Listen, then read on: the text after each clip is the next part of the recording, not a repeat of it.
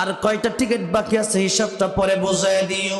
এই যে কথা বলতেন, আমার বাবা মৃত্যু শয্যায় শয়িত।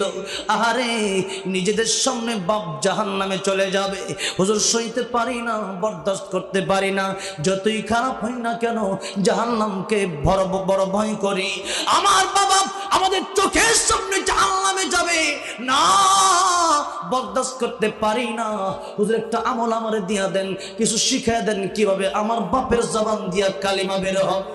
আশরাফ আলী থানভী রাহমাতুল্লাহ আলাইহি চোখের পানি ছেড়ে কান্দে আর বলে, আরে নবীজি বলেছিলেন তামুতুনা কামা তাহিয়াউনা, মরণ তো ওইভাবে হবে যেইভাবে তোমার জিন্দেগি বছর করেছ, যেইভাবে তোমার জিন্দেগি পার করেছ। জিন্দেগির পুরোটা সময় আমরা পার করে দিলাম গুনাহ করতে করতে। যত জীবন যায় গুনার দিকে পা আরো বেড়ে যায়, যত জীবন যায় সুদ বেড়ে যায়, যত জীবন যায় ঘুষ বেড়ে যায়, যত জীবন যায় মিথ্যা কথা কমে না বাড়ে। এই সময় যত যায় তত গুনার দিকে আমরা ধাবিত হই। ও মুসলমান, জীবন যদি এমনি চলতে থাকে মৃত্যুর সময় কিন্তু এইভাবেই হবে।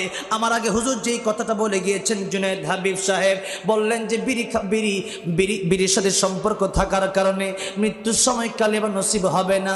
হবে কেমনে? তখন তো বিড়ি টানতে মনে চাইবে। ও দুনিয়ার মুসলমান, এই জন্যে কালিমা যদি মৃত্যুর সময় আসতে হয়, তাহলে এখন কালিমা বেশি বেশি পড়ার প্রয়োজন আছে না নয়? কালিমা যদি মরণের সময় জারি হয়ে যাবে, তাহলে এখন থেকে বেশি বেশি জিকির শুরু করে দেন। এখন থেকেই পড়তে হবে লা ইলাহা ইল্লাল্লাহ, লা ইলাহা ইল্লাল্লাহ, লা ইলাহা ইল্লাল্লাহ। জবান খোলে লা ইলাহা ইল্লাল্লাহ। অনেক রাত হয়ে গেছে আমার ভাইরা, মুরব্বী বাবাজিরা, এই মুহূর্তে আল্লাহর জিকির করলে, আল্লাহর ডাকলে পরে আল্লাহ বড় খুশি হয়ে যাবে। একটু মহব্বতে জোরে আওয়াজ দিয়া ঘুম ভেঙে লা ইলাহা ইল্লাল্লাহ, লা ইলাহা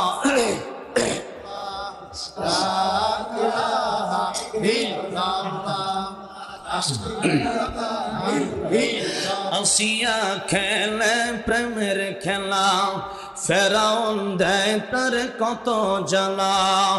আরশ থেকে আল্লাহ বলেন খুলে দাও বেহেশতেরি তালা, লা ইলাহা ইল্লাল্লাহ, লা ইলাহা ইল্লাল্লাহ।